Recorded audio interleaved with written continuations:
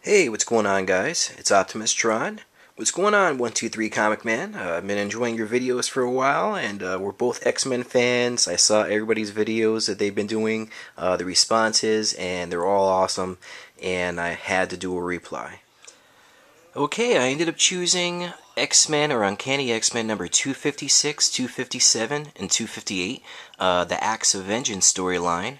I used to love this as a kid. I remember reading this as actually one of the first X-Men books, storylines, straight storylines that I read as a kid. And basically, there was a time in my life where I lost all my comic books, but still, like 15, 20 years later, I still remember the storyline to this book, and I still love the storyline and Jim Lee's artwork. Basically, what the storyline was about, it involves a Mandarin and Psylocke. This is when Psylocke was first taken by the Mandarin or the Hand, and she was basically brainwashed and retaught to become the ultimate assassin for the Hand. Alright, Acts of Vengeance. It starts out in Uncanny X-Men 256. This is a great cover. It was pretty cool looking. You see the Mandarin in the background smoking a cigarette, and Psylocke. Cool costume. You could tell she's definitely had some ninja training with that.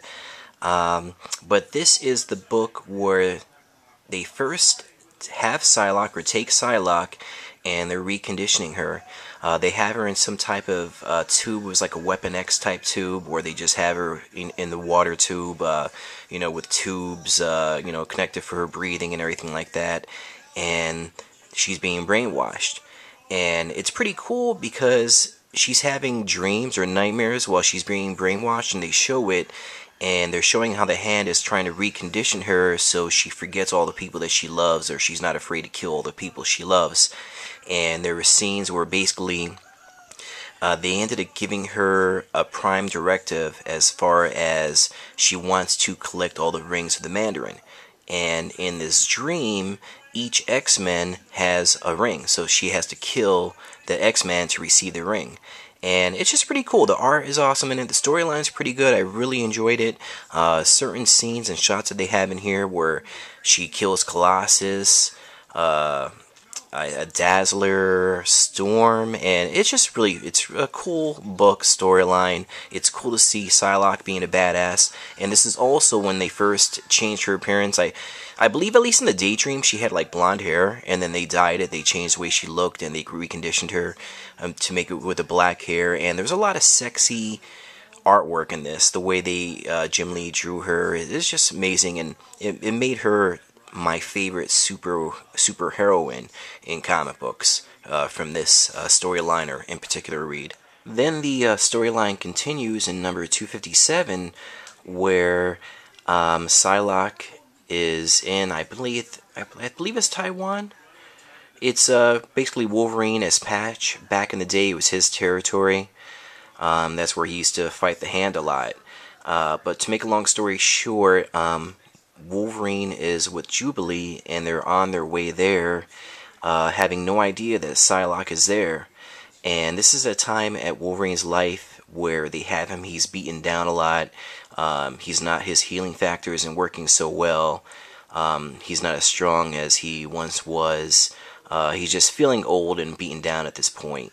And at one point, they find out Wolverine's there, and since the Hand and the Mandarin, they have Psylocke under their control, they send her after Wolverine, and they go at it. And the battle sequence is outstanding, beautifully drawn, and in the end, Psylocke gets Wolverine, because he's so shocked to realize, at first when they start fighting, he doesn't realize it's Psylocke.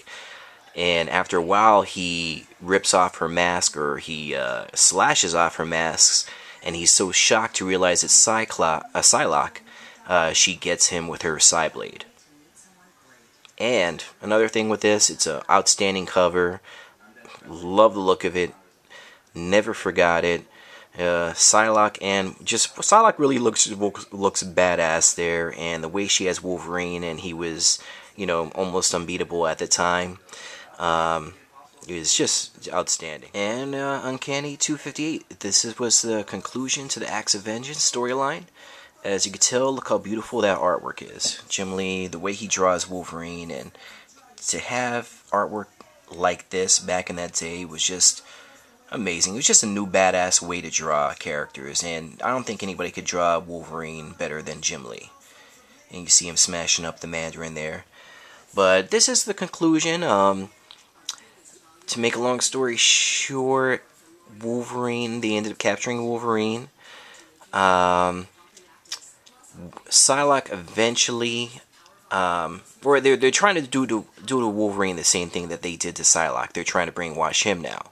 And to make a long story short, Wolverine breaks it. He breaks the, he was able to beat it, the psychological brainwashing, and at the same time, Psylocke was able to beat it and realize who she was. So they were both able to come back, team up, and they ended up defeating the Mandarin.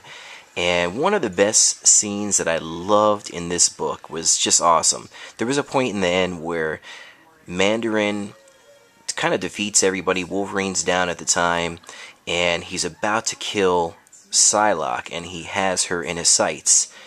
And they show a scene where Wolverine ends up waking up, and he sticks the two claws. He was behind the Mandarin and sticks two of his claws through the back of Mandarin's shoulder blades, and he's about to pop the third one, and he asks the Mandarin, "You ever dance with the devil in the pale moonlight?"